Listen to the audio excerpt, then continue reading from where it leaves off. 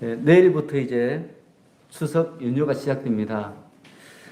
추석 명절에 대한 설교는 제가 별도로 준비했습니다. 뒤에 보시면 추석 가정예배 순서지 있습니다. 그래서 그 순서지에 기록되어 있는 설교문을 여러분들이 참고하시면 될 것 같습니다. 그래서 오늘은 우리가 계속해서 살펴보던 갈라디아서를 오늘 참고합니다. 지난 시간에 이신칭의 교리에 대해서 명쾌하게 설명한 사도 바울은 이어지는 오늘 본문에서 갑자기 어리석도다 갈라디아 성도들아 하고 갈라디아 성도들을 책망하고 있습니다. 여기서 어리석다는 말은 무슨 말인가 하면 깨닫지 못하다, 바보 같다, 이해할 수 없다 이런 뜻입니다. 지금 사도 바울은 복음을 제대로 깨닫지 못하는 갈라디아 사람들을 매우 안타까운 마음으로 책망하고 있는 것입니다. 여러분, 갈라디아 교회는 누가 세웠죠? 바울이 세운 교회예요. 바울이 개척한 교회입니다. 그래서 이 갈라디아 성도들은 사도 바울로부터 직접 복음의 핵심을 들었습니다. 그를 통해서 예수님을 그리스도로 믿은 사람들이었습니다. 그러하기에 이 사람들은 다른 그 어떤 성도들보다 이신칭의를 가슴 깊이 깨닫고 복음의 진리 위에 든든히 서 있어야 했습니다. 그런데 마땅히 그러해야 할 그들이 이신칭의를 버리고 공로주의에 기초를 둔 율법주의자들의 미혹에 빠지던 것입니다. 여러분, 지금 이 갈라디아 성도들이 공로주의에 빠졌잖아요. 그런데 왜 이것이 이렇게 위험한가 하면, 사도 바울이 지금 왜 이렇게 민감하게 반응하는가 하면 이것이 신앙의 근본에 대한 문제이기 때문에 그래요. 이것이 잘못되면 그 위에 쌓아지는 모든 신앙들은 엉터리가 되기 때문에 점점 더 다른 복음이 되기 때문에 이단의 길로 빠지기 때문에 사도 바울이 신앙의 근본에 대해서 이렇게 강조하고 있는 것입니다. 여러분, 우리가 성경을 읽어보면 요한일서 4장 19절에 우리가 사랑함은 그가 먼저 우리를 사랑하셨음이라 이렇게 말씀하고 있습니다. 우리가 하나님을 사랑하는 것은 하나님께서 우리를 먼저 사랑하셨기 때문에 그 사랑을 힘입어서 우리도 하나님을 사랑하고 세상 사람들도 사랑할 수 있다는 것입니다.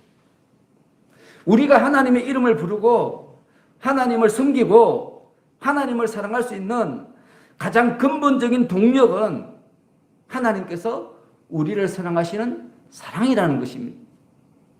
하나님께 우리가 사랑을 입었기 때문에 우리가 성도로서의 삶을 살 수 있다는 것입니다. 그래서 성경은 우리가 하나님께 드리는 어떤 헌신보다 하나님께서 우리에게 베푸신 은혜가 훨씬 더 크다. 이것을 강조하고 또 강조합니다. 우리 인간들이 하나님께 드리는 헌신, 이 모든 것들은 하나님께서 베풀어 주신 은혜에 대한 반응이어야 된다는 거예요. 우리가 하나님께 어떤 것을 드려서 하나님께서 우리에게 뭔가를 주시는 것이 아니라 그런 법은 없습니다. 성경 어디에도 그런 법은 없어요. 하나님께서는 항상 큰 은혜를 베푸시고 그 은혜를 받은 백성으로서의 삶을 살라 이렇게 요구하셨죠. 그죠? 그러므로 우리가 하나님을 사랑하고 하나님을 섬기고 이웃을 사랑하는 것은 하나님께 받은 은혜에 대한, 사랑에 대한, 자비에 대한 반응이어야 되는 거죠. 그런데 이 공로주의는 달라요. 여러분, 세상의 종교들은 자기가 섬기는 그 신에게 바친 만큼 복을 받는다고 믿어요. 거의 대부분의 종교들이 다 그렇게 믿습니다. 그런데 우리 하나님은 그렇지 않잖아요. 그죠? 그런데 이 공로주의자들, 율법주의자들은 어떻게 믿는가 하면 자신이 하나님께 헌신하는 것만큼 자신이 율법을 잘 지키면 하나님께서 그에 비례해서 복을 주신다 이렇게 믿었어요. 그것을 이 갈라디아 성도들에게 전하게 된 거예요. 그런데 여러분, 이것이 굉장히 위험합니다. 내가 한 만큼 하나님이 복을 주신다고 믿는 것은 굉장히 위험한 생각이에요. 얼마나 위험한가 하면, 여러분, 만일 교회 지도자가 이런 공로주의의 덫에 걸려들면 이 성도들을 서로 경쟁하게 만듭니다. 서로 막 경쟁하고 비교하고 교회 분위기를 그렇게 만드는 거죠. 자, 예를 들어서 공로주의의 덫에 걸린 이 교회는요, 어떤 행동을 하는가 하면 각 개인의 전도 실적을 강조해요. 그러면서 막 그래프를 그려놓고 성도들을 서로 경쟁하게 만들어요. 그리고 각 부서들도 그렇고요, 각 구역들도 그렇고 서로 예산을 많이 타내려고, 서로 좋은 자리에 앉으려고, 서로 좋은 시간에 하나님을 찬양하려고 막 서로 경쟁하는 거죠. 그리고 또 우리 성도님들도 서로 근사가 되려고, 서로 장로가 되려고 막 이렇게 경쟁합니다. 선거운동도 하고요, 상대방을 막 비방하기도 하고. 그리고 그러다가 경쟁에서 밀려나면 어떻게 되는가 하면 그분이 또 교회를 떠나요. 그런 일들이 너무너무 많습니다. 그리고 여러분, 또 교회를 건축하면 이런 공로주의에 빠진 교회들은 어떤 행동을 하는가 하면 다른 교회보다 더 좋은 자리를 찾아요. 그리고 더 멋진 디자인을 찾아요. 그리고 더 큰 교회를 짓고자 합니다. 비교하고 경쟁해야 되니까. 이 사람들의 마음에는 경쟁심이 있으니까 자기들이 하나님께 더 좋은 것을 드려야 된다는 그런 강박받는 가운데 있는 거예요. 그래야 자기들이 더 복을 받는다고 생각하니까 더 큰 교회를 짓기 위해서 돈과 인력, 심지어 편법까지 사용하게 되는 거죠. 여러분, 한국교회 실태가 지금 가장 심각한 실태가 바로 이거 아닙니까? 큰 교회 짓는 것. 눈에 보이는 실적이 최고예요, 최고.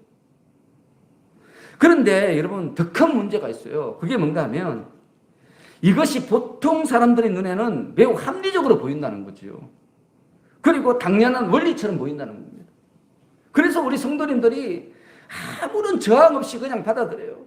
담임 목사님이 전도 그래프를 그려가지고 경쟁을 시켜도 아무 저항감이 없어요. 저항감이 없어요. 왜 그런가 하면 이분의 마음에도 공로주의가 가슴 깊이 새겨져 있기 때문에. 세상이 그렇지 않습니까? 우리가 사는 이 세상은 공로주의에서 움직입니다. 여러분, 취직에서도 회사에 공로를 많이 세우면 진급이 돼요. 회사에 공로를 못 세우면 쫓겨나요. 그렇죠? 이런 기본적인 생각과 사상들이 마음 깊은 곳에 있기 때문에 여러분, 교회에서도 그런 일을 해도 아무런 저항이 없는 거예요. 그런데 사도 바울은 뭐라고 말하는가 하면 그것은 복음이 아니라는 거예요. 그것은 다른 복음이라는 거죠. 왜냐하면 우리가 지난 주일에 우리 살펴봤잖아요. 2장 20절 말씀. 성도의 삶은 자기를 위한 삶이 아니에요. 우리가 구원받은 것은 나 자신의 삶을 더 멋지게 살라고, 더 아름답게 살라고 우리를 구원하신 게 아니라는 거예요. 우리의 삶을, 그리스도의 삶을 대신 지는 삶으로 살라고 우리 주님께서 우리를 구원하셨다는 거죠. 예수 그리스도의 가르침대로 사는 것, 이것이 우리가 구원받은 이유라는 거예요. 우리가 교회를 섬기고 복음의 선한 삶을 사는 것은 우리의 구원을 더욱더 확실하게 하기 위한 수단이 아닙니다, 여러분. 내가 좀 더 믿음이 강해지기 위해서 착한 일을 한다. 굉장히 위험한 발상입니다, 여러분. 내가 좀 더 좋은 신앙인이 되기 위해서 구제를 한다. 굉장히 위험한 발상입니다. 이런 발상이 계속되면 이단이 되는 거예요, 여러분. 다른 복음이 되는 것이고, 예수를 열심히 믿으면 믿을수록 함께 있는 사람들이 괴롭게 되는 거예요. 복음은 그런 게 아니에요. 복음은 십자가를 지신, 십자가 보혈로 우리를 구원해 주신 하나님께 대한 자발적인 감사의 반응이 돼야 되는 거죠. 너무 감사해서 하는 거예요. 내가 너무 감사해서 내가 선하게 사는 거죠. 너무 감사해서 예수님 뜻대로 나아가는 거예요. 고난 가운데서도 신앙을 지키는 거예요. 그래서 성경은 하나님께서는 우리의 행위가 아니라 마음을 보신다. 그렇게 말씀하시는 거죠. 우리의 행위를 보면 우리 하나님께서 우리 전도를 많이 해야 돼요. 그 사람이 최고예요. 큰 교회를 짓는 목사가 최고죠. 그죠? 근데 우리 하나님은 그런 하나님이 아니라는 거예요. 뭘 보신다고요? 우리의 마음을 보신다는 거예요. 가난해도 하나님을 사랑하고, 고난 중에도 하나님을 사랑하고, 축복을 받아도 하나님을 사랑하고, 사도 바울의 고백 아닙니까? 빌립보서에. 내가 주 안에서 모든 것을 할 수 있느니라. 이게 믿음이라는 거죠. 그런데 공로주의에 빠지면 하나님께 은혜를 받지 못하면 자기는 저주를 받았다고 생각해요, 여러분. 내가 다른 사람보다 좀 더 가난하게 살면 내가 저주를 받은 거예요. 내가 예수를 잘 믿는데 병이 들었어요. 그러면 내가 저주를 받은 거예요. 여러분, 저주를 받았으니 어떻겠습니까? 그 마음이 행복하겠습니까? 기쁨이 다 달아나는 거예요. 감사가 다 달아나는 거예요. 그래서 우리 사도 바울도요, 그가 쓴 성경을 읽어보면 여러 서신 여러 곳에서 자기가 큰 일을 많이 했지만 자기의 공로를 전혀 자랑하지 않습니다. 모든 것이 하나님의 은혜다, 하나님의 선물이다, 그렇게 고백합니다. 여러분, 이게 기독교 신앙이고 이신칭의 신앙입니다. 하나님께서 주신 것이기 때문에, 하나님의 은혜로 하는 것이기 때문에 나는 자랑할 게 없어요. 자랑할 것은 뭐가 있어요? 우리 하나님의 사랑과 은혜라는 거예요. 이것을 잃어버리면 기독교가 아니에요, 여러분. 그 다음부터는 유대교예요, 유대교. 이방 종교가 되는 거죠. 그런데 이 갈라디아 성도들이 바로 거기에 걸려든 거예요, 지금. 율법주의, 공로주의에 걸려든 거죠. 자, 1절 함께 했습니다. 1절 다 같이 시작. 어리석도다 갈라디아 사람들아, 예수 그리스도께서 십자가에 못 박히신 것이 너희 눈앞에 밝히 보이거늘 누가 너희를 꾀느냐. 지금 갈라디아 성도들 눈에는 예수 그리스도께서 십자가에 못 박힌 것이 보여요. 그걸 확실하게 믿고 있어요, 지금. 믿지 않는 게 아니에요, 지금. 이 사람들이 신앙이 없는 게 아니고 엄청나게 신앙이 좋은데 그럼에도 불구하고 그 꼬임에 넘어갔다는 거예요. 지금 바울이 그걸 지적하고 있는 거죠. 여러분, 왜 이렇게 넘어갔느냐? 그것을 우리가 이 서신서를 읽다 보면 발견할 수 있어요. 그건 뭔가 하면 그 믿음이 삶의 현장에서 조금도 적용되지 않았기 때문에 그래요. 믿음이 엄청 좋은데 삶의 현장에 적용이 안 되고요, 교회 속에만 갇혀 있는 거예요. 자기들만을 위한 믿음이에요. 여러분, 그 대표적인 교회가 고린도 교회입니다. 자기들끼리 잔치하고 자기들끼리 신나요. 그냥 자기들끼리 성령 충만, 성령 은혜 받아서 은사를 자랑하고요, 교회 속에서 완전히 막자지껄한 거죠. 교회만 터져 넘치는 거예요. 여러분, 당시 우리 초대교회 성도들이 왜 그렇게 할 수밖에 없었는가 하면 세상에 박해가 극심했기 때문에 그래요. 예수 믿는다면 붙잡아가고 때리고 죽이고 이러니까 너무 힘든 거죠. 너무 힘들어요. 그래서 교회 안에 숨어 있었던 거죠. 카타콤 이런 교회들 있지 않습니까? 사막에, 그죠? 광야에 땅굴 파고 이 사람들이 살았어요. 왜 그렇게 살았는가 하면 너무 박해가 심하니까. 그런데 여러분, 우리 예수님은 우리에게 말씀하시기를 너희는 그렇게 숨으면 안 된다, 이렇게 말씀하세요. 이게 더 문제예요. 우리가 생각할 때는 세상 박해가 너무 심하니까 교회에 모여서 교인들끼리 살아가고 교인들끼리 섬기고 교인들끼리 잘 먹고 잘 사는 것만 해도 대단하다, 이렇게 생각하는데 성경은 그렇지 않다는 거죠. 그것은 잘못된 신앙이고 다른 신앙이라는 거예요. 여러분, 예수님께서는 우리에게 뭘 말씀하셨는가 하면 땅끝까지 이르러 내 증인이 되라 말씀하셨어요. 땅끝까지 이르러 내 증인이 되라. 이거 숨지 말라는 말이잖아요. 사람들에게 나는 예수를 믿는 사람이라고 밝히라는 거예요. 그러면서 우리 예수님께서 그 일을 감당할 수 있도록 성령을 부어주셨어요. 성령을 부어주셔서 그 성령의 권능으로 땅끝까지 이르러 내 증인이 되라 말씀하신 거죠. 이 말은 뭔가 하면 우리가 성령의 권능이 없으면 복음을 못 전한다는 거예요. 복음을 전할 수 있는 방법이 없다는 거예요. 우리 힘으로 안 된다는 거죠. 숨을 수밖에 없다는 거예요. 심지어 성령을 받더라도 복음을 전하기가 쉽지 않습니다. 그러니까 초대교회 성도들이 교회 안에 갇혀 있었던 거예요. 복음대로 살고 복음대로 복음을 전하는 것 정말 어렵고 두려운 일이에요. 그런데 이렇게 두려움에 떨고 있는 갈라디아 성도들에게 누가 왔어요, 지금? 율법주의자가 찾아온 거예요. 이 갈라디아 성도들은 은혜를 받았는데 은혜대로 못 나가니까 양심이 계속 뭔가 찝찝하잖아요. 그죠? 양심에 끓이김이 있어요. 지금 마음이 아파요. 예수님의 명령대로 사도 바울이 가르치는 대로 우리가 복음을 들고 생명을 걸고 밖으로 나가야 되는데 믿음으로 살아야 되는데 그렇게 살지 못해요. 왜요? 핍박이 두려우니까, 박해가 두려워서 못하는 거죠. 남들이 손가락질하니까 못하는 거예요. 그런데 이 율법주의자들이 와서 율법을 행하라, 면죄부를 줄 거예요. 면죄부. 이게 면죄부입니다, 여러분. 율법을 행하면 좀 양심의 끓임이 좀 사라져요. 금식도 하고요. 예배도 잘 드리고 기도도 딱 시간 정해놓고 하고. 여러분 이걸 갈라디아 성도들이 받아들였던 거죠. 그런데 여러분 제가 이거를 읽으면서 느끼는 것은 이것은 갈라디아 교회 성도들의 문제만 아니라는 거예요. 여러분 우리 성도가요, 만일 나와 세상 사람들과의 차이가 교회를 다니는 것과 교회를 다니지 않는 것, 그것밖에 없다면 여러분 그분이 진짜 성도입니까? 여러분 한번 생각해 보시기 바랍니다. 여러분이 다 성도시지 않습니까? 근데 내가 성도인 것이 교회 다니는 것과 교회 다니지 않는 것, 그거 차이밖에 없다. 다른 것은 차이가 없는 거예요. 세상 사람들과 똑같이 살고 똑같이 행동하고, 근데 그 사람들과 다른 것은 교회 다니는 것밖에 없다. 여러분 이것은 진정한 믿음을 할 수 없지 않습니까? 믿기는 믿는데 삶의 현장에서 전혀 적용되지 않는 믿음이라면 어떻게 그 믿음이 진정한 믿음이라고 할 수 있겠습니까? 여러분 참된 믿음이라면 내가 사는 삶의 현장에서 자신 있게 능력으로 나타나야 되지 않겠습니까? 자랑해야 되지 않겠습니까? 그래서 우리 성경은 우리에게 말씀하시기를 하나님의 나라는 말에 있지 않고 오직 능력에 있다 이렇게 말하고 있습니다.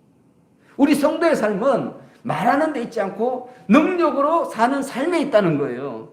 그러면서 우리의 싸우는 무기는 하나님의 능력이다. 우리가 싸우는 무기가 대학교에서 배운 전공 과목이 아니라 하나님의 말씀이라는 거예요. 하나님의 말씀. 성령의 권능이라는 거죠.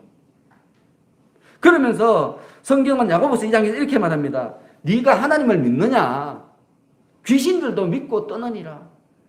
귀신들도 하나님 믿는데 무서워서 떤다는 거예요. 네가 믿는 믿음이 귀신과 뭐가 다르냐 이거예요. 그러면서 어리석은 사람아, 행함이 없는 믿음이 헛것인 줄을 어찌 모르느냐? 영혼 없는 몸이 죽은 것 같이 행함이 없는 믿음은 죽은 것이니라. 여러분 여기서 행함이란 말은 뭔가 하면 복음을 자랑하는 거예요. 여러분. 다른 게 아니고 복음을 자랑하는 거예요. 땅끝까지 이르러 내 증인이 되는 거예요. 그걸 못하는 믿음이 어떻게 살아있는 믿음이냐 이거예요.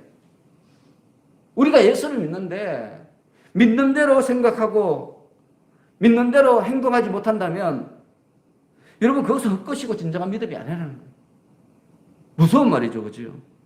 자, 그렇다면 여러분 지금 나의 믿음 어떻습니까? 여러분의 믿음은 어떻습니까? 여러분의 믿음은 삶의 현장에서 증명되어지고 있는 믿음입니까? 다른 사람들이 인정하는 믿음입니까? 아니면은 삶과 분리된 믿음, 삶에 아무런 영향을 미치지 못하는 머릿속에만 존재하는 믿음입니까? 여러분의 믿음이 삶의 현장에서 능력으로 증명되어지는 믿음이 되시기 바랍니다. 믿기만 하고 행하지 않는 잠자는 그런 믿음이 아니라 믿는 대로 말하고 믿는 대로 행동하고 살아 움직이는 믿음이 되시기 바랍니다. 여러분 그래야 할 때 여러분들이 칭찬을 받게 되는 거예요. 자, 이어지는 2절 함께 씁니다. 2절 시작. 내가 너희에게서 다만 이것을 알려 하노니 너희가 성령을 받은 것이 율법의 행위로냐 혹은 듣고 믿음이로냐. 자, 여기에서 내가 너희에게서 다만 이것을 알려 하노니, 이 말은 쉽게 말하면 내가 너희에게 한 가지 묻고 싶다 이런 뜻이에요. 내가 너희에게 한 가지 묻고자 하노니 너희가 율법의 행위로 성령을 받았느냐 아니면 복음을 듣고 믿음으로 성령을 받았느냐. 지금 바울이 갈라디아 성도에게 묻는 거예요. 자, 여러분, 제가 여러분들에게 묻겠습니다. 여러분들 성령 받았습니까? 아멘. 그렇다면 무엇으로 성령 받았습니까? 율법을 지켜서 받았습니까? 아니면 또 복음을 듣고 믿음으로 받았습니까? 믿음으로 받았죠. 그죠? 여러분, 성령은 복음을 듣고 믿는 자에게 주시는 하나님의 선물이에요. 어떤 행위에 대한 보상이 아닌 거죠. 그렇죠? 확실하죠. 그죠? 그런데 초대 교회로부터 지금 이 시대에 이르기까지 너무 많은 성도들이 이에 대해서 오해해요. 성령을 어떤 인간적인 어떤 노력이나 행위를 통해서 받을 수 있다 이렇게 생각하는 거예요. 그렇게 철저하게 믿고 있습니다. 철저하게 믿어요. 그래서 성령 충만을 받기 위해서 여러 가지 종교적이고 인간적인 노력을 끊임없이 시도합니다. 어떤 사람은 성령을 받기 위해서 성령 충만 받은 사람에게 자신의 재산을 막 기부하고요. 어떤 사람은 성령 충만 받는 것을 배우기 위해서 이리저리 쫓아다녀요. 저도 그런 유혹을 많이 받았어요. 이렇게 귀신 되어 쫓는 축사하는 그런 집회가 있습니다. 저 초청받고 저도 한번 갔었어요. 3박 4일로 같이 밥 먹고 하면서 계속 귀신 쫓아내고 목사가요. 그러면 우리가 보고 따라하고요. 그런 일을 했습니다. 여러분, 그렇게 막 쫓아다니는 거예요. 또 어떤 사람은요, 산속에 들어가서 수행을 합니다. 기도원에 들어가서 수행을 하고요. 뭐라고 해서? 성령 받기 위해서 그런 행동을 하는 거죠. 그런데 성경은 그와 같은 방법으로는 성령을 받을 수 없다고 단언하고 있습니다. 여러분, 저도 잘 몰라서 다니는 거죠, 그죠? 저도 기도원 제가 늘 말씀하지 않습니까? 기도원 저도 웬만큼 갔을 거죠? 이 중에서는 저보다 많이 가신 분 안 계실 겁니다. 제가 그렇게 기도원 많이 갔고요. 성령 은사 받으려고 별짓을 다 했습니다, 저도. 아니, 다른 사람들은 이 기도원 가서 기도를 받으면 뒤로 확 넘어져요. 근데 저도 안 넘어지는 거예요. 얼마나 막 마음이 그래요. 난 진짜 예수님 믿는데 너무 갈급한데 기도하는데 다른 사람들은 막 벌벌 떨고 막 손 흔들고 막 이러는데 저는 아무 느낌이 없어요. 아무 느낌 없어요. 아무리 안수받아도 안 돼요. 그러면요, 안수하는 사람이 막 때려요, 저를요. 아니, 이 은혜를 못 받으니까 자기도 화가 나는 거죠. 지금 안수할 사람 엄청 많은데 제가 가만히 있으니까 반응을 안 하니까 막 때려요, 막 때려요. 그래도 저는 은혜 받고 싶어서 사람들이 막 방언하는 것이 너무 멋져 보이고요. 야, 난 방언이 안 되니까 너무 막 마음이 부담이 되는 거예요. 그런데 여러분, 제가 방언을 언제 받은 줄 아십니까? 저 혼자 믿음에 대해서 공부하는데 갑자기 터지더라고요. 갑자기 터지더라고요. 여러분, 근데 그걸 몰라가지고 막 배우러 다닌 거예요, 저도.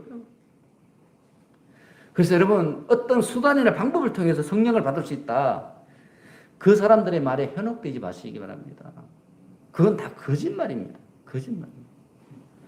여러분, 우리 하나님께서는 어떤 큰 사명이 있는 사람에게 강권적으로 성령 은사를 부어주셔요. 그런데 이 일은요, 아주 특별한 경우예요. 아주 특별한 경우.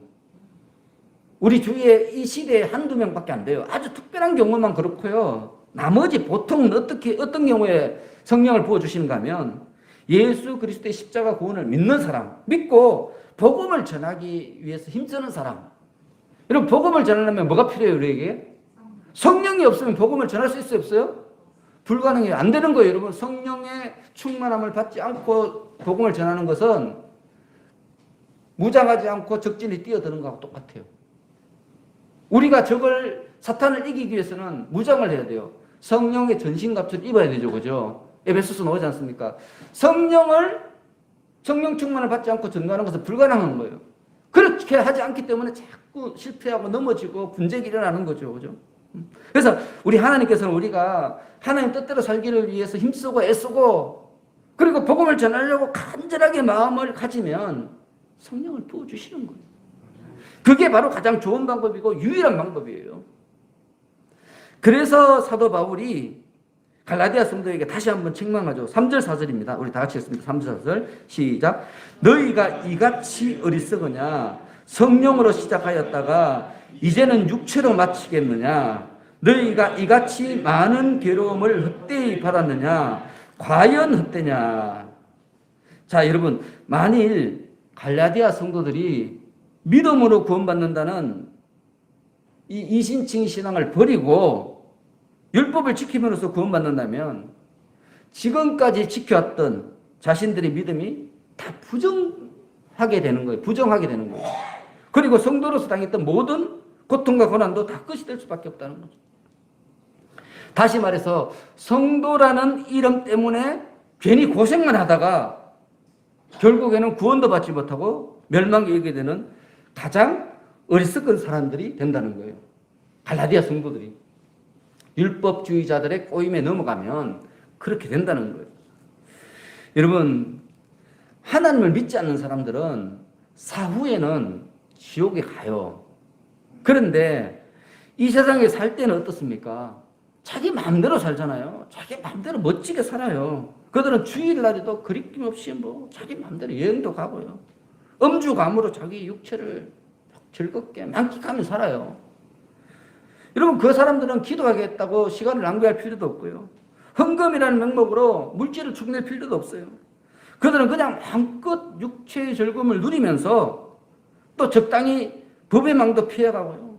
쉽게 돈 벌고요. 쉽게 출세하고 그렇게 사는 게 그분들의 꿈이에요. 어차피 죽으면 끝이니까 이분들은 이 세상 사는 게 다잖아요. 근데 뭐가 무섭습니까? 여러분, 그런데 우리가 하나님을 믿는데 바르게 믿지 못하는 사람들은 이 땅에서 성도라는 이름 때문에 참 불편하게 살아요. 여러분, 예수 믿는 사람들 중에서 신앙이 좀 어리고 좀 잘못된 사람들은 교회 주일을 안 나오면 마음이 계속 불편해요. 하면서도 불편해요. 그러다가 뭐 교통사고가 나면 그분들이 뭐라고 말하는가 하면 예배 안 드려서 벌 받았다 이렇게 말해요.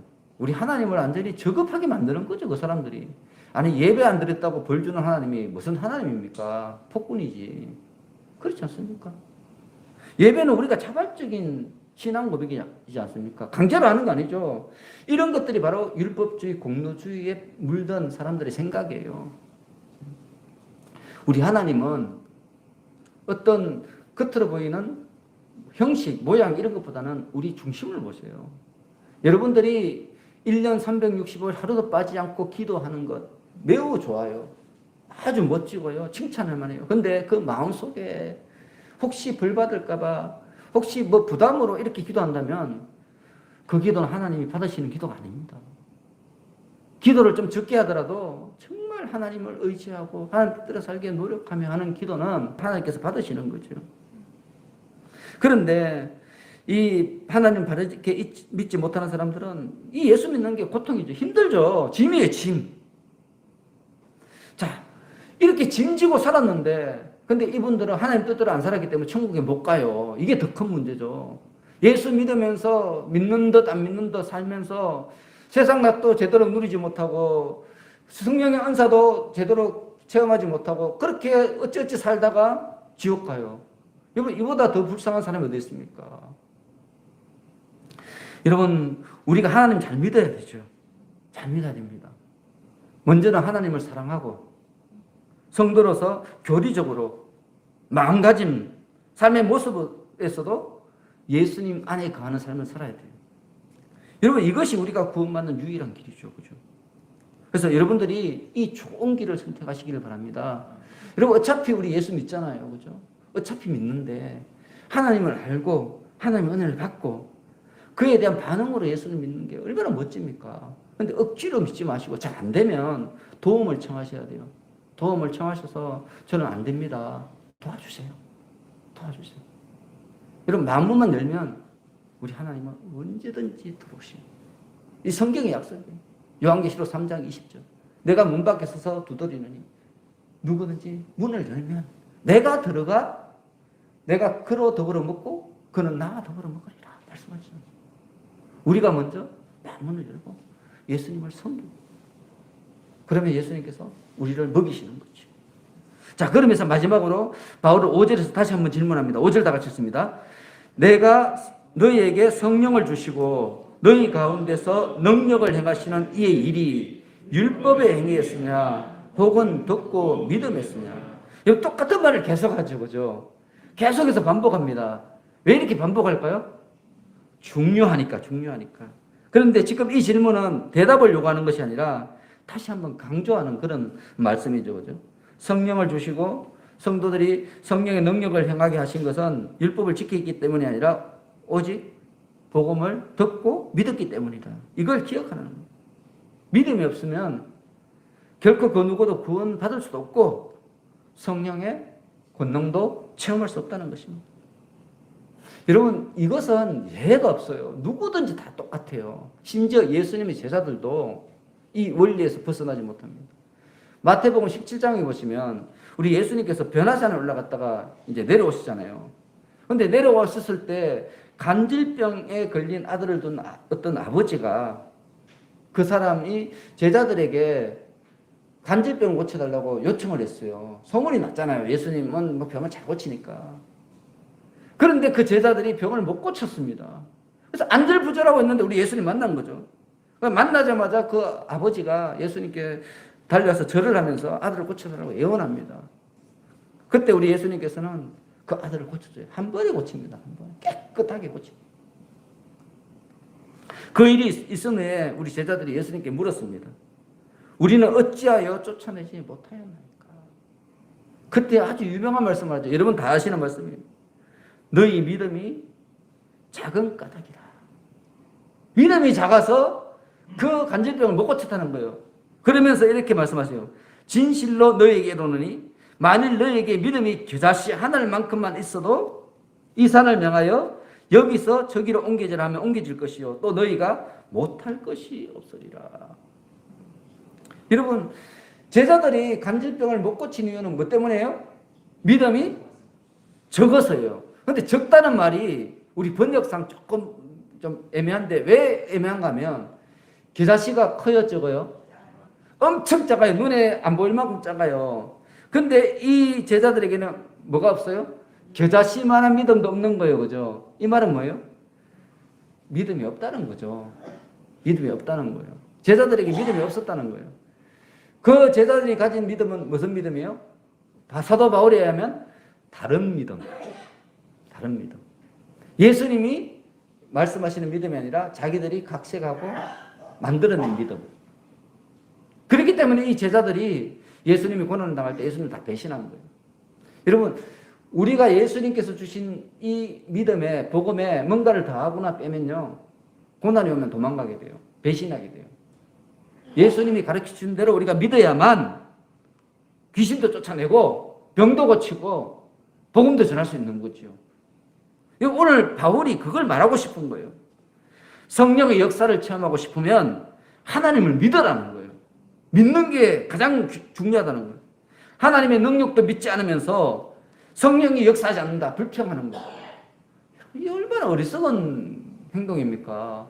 하나님을 안 믿으면서 성령이 역사하지 않는다 그러니까 참 말도 안 되는 행동을 지금 얼마나 많은 성도님들이 하고 계신지 모릅니다. 여러분 우리가 아무리 어렵고 불가능한 일을 할지라도 하나님께서 그 일을 이루시리라고 믿으면 성령이 역사하시는 거예요. 선믿음 후 역사잖아요. 그죠? 근데 우리는 자꾸 선역사 후 믿음 이걸 자꾸 이야기해요. 하나님께서 이런 것을 주시면 내가 하나님 믿겠습니다. 이거는 구약입니다. 구약. 신약에는 더 이상 그런 게 없어졌어요. 왜? 예수님이 오셨거든요. 예수님이 오시기 전에는 뭔가 믿을 게 없잖아요. 그죠? 뭘 믿습니까? 믿을 존재가 하나님, 보이지 않는 하나님밖에 없지 않습니까? 그래서 우리가 선 믿음이 필요했습니다. 선 기적이 필요했고, 그 다음에 이 기적을 통해서 믿게 되는 거예요. 그래서 우리가 구약 성경 사사기 보면 하나님께서 사사들을 부르실 때 사사들이 자꾸 증거를 요구해요. 여러분, 그 모세도 부를 때 그랬잖아요. 증거를 자꾸 요구하잖아요. 모세가. 그죠? 그런데 신약에 와서는 달라요. 왜? 증거가 이미 있으니까. 믿으면 역사되는 거예요. 역사.